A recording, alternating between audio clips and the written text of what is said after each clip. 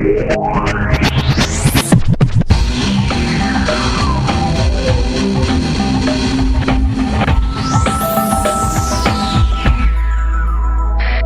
a lot of misinformation floating around about the operation that killed Osama bin Laden yesterday, so we will set the record straight this evening. Hello, and welcome to the show.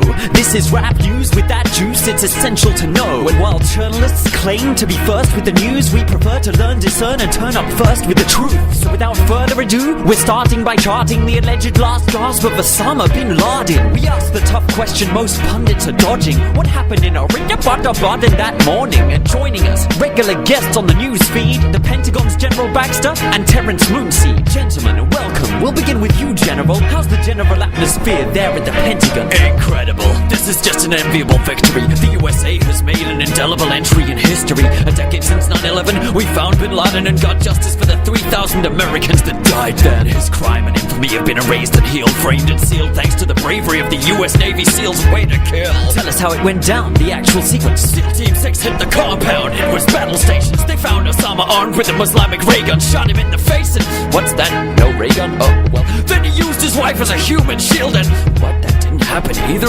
Okay, well then they shot him and took no pictures and buried him according to Islamic scriptures in the sea? Yes, in the sea! And the president was or was not watching the live feed. An extraterritorial hit? The world's in our grip. Now our jurisdiction extends over all of it. So who's next for shock and awesome judgment? Ahmadinejad, Al-Akawi, Assange were coming. Was Osama worth it? Yeah, he was worth it. We only lost 6,000 more Americans to murk him. But I didn't like how we treated his corpse. He's no hero. I'd have hanged Jordan and quartered him at ground zero. Where the 19 hijackers... Lies, Baxter! There were no hijackers. It was a demolition. A Reichstag on the Twin Towers by the twin powers of Bush and Cheney. Bin Laden wasn't in charge of pushing planes in. In fact, the planes didn't even exist. They were blue beam holograms projected to increase the mist. Plead the fifth, but thermite dust sits on the curb and Building 7 is evidence that it's so absurd. You internet nerd, Osama did Distrust every word! This is our finest hour. Justice has been served. Justice? General, that's an interesting word to choose. We're a nation of laws. What other word would you use? Assassination? Slaughter? He's a legitimate military target, a murderer. What about the precedent set at Nuremberg? What? After the Holocaust and 6 million dead, America stayed the hand of vengeance, and instead, Nazi leaders were rounded up and tortured? No. Waterboarded? Hired by NASA? No. Brought to court to be tried for crimes against humanity, then executed. What a tragedy. Please, Eurofag, don't history lesson me. Don't you get it? The true sign of a supremacy is who gets to decide at each given minute when the rule of law is applied and when it's suspended. You can't spell justice without the US, and it's called justice because it's just us that's justified in judging. Just cause, just wars, and just evidence. Just test this justice and get just ice if you mess with us and end up at the bottom of the ocean like bin Laden. Osama isn't dead, or if he is, he died in 2000. This thing's rotten, no death certificate of public evidence, man. He's probably kicking back on an island on a CIA pension plan. Watch it, hippie, or get double tapped like Geronimo. That reminds me, why this codename Geronimo? Geronimo? That's Osama's codename? Let the truth be known, this reeks of the Masons and the Skull and Bones. It's a secret society of elite Yale students who stole the skull of the Apache chief and they use it in occult dark rituals like pagan druids, worshipping Satan, Lucifer,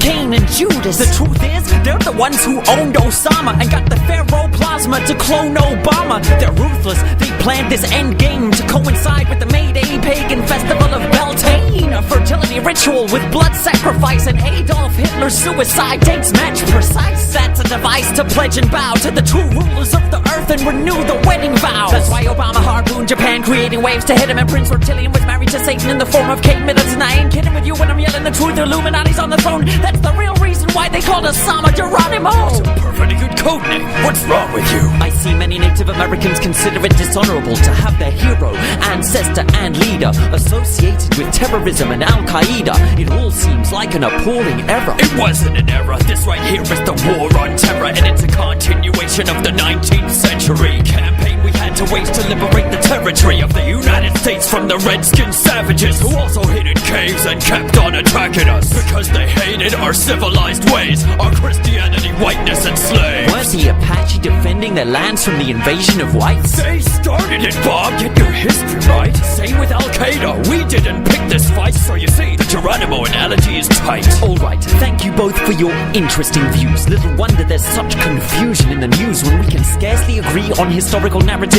Is there any mystery that we live in diverging realities? The tides of amnesia seem to be rising like the oceans, unchecked by mass media that is steadily corroding. More concerned with the rush to make headlines by 5 than helping us discern the facts from the lies. But there's a rival tide, an equal and opposite turn, a yearning to read between official lines that have blurred. I'm reassured by the many who were plainly disturbed and who questioned the way in which justice was served. If it was served, it can be served to us just the same. So what brand of justice do we want done in our name? Leaving you now with that thought in your mind. Robert Foster for Juice Media, proud to ignore deadlines.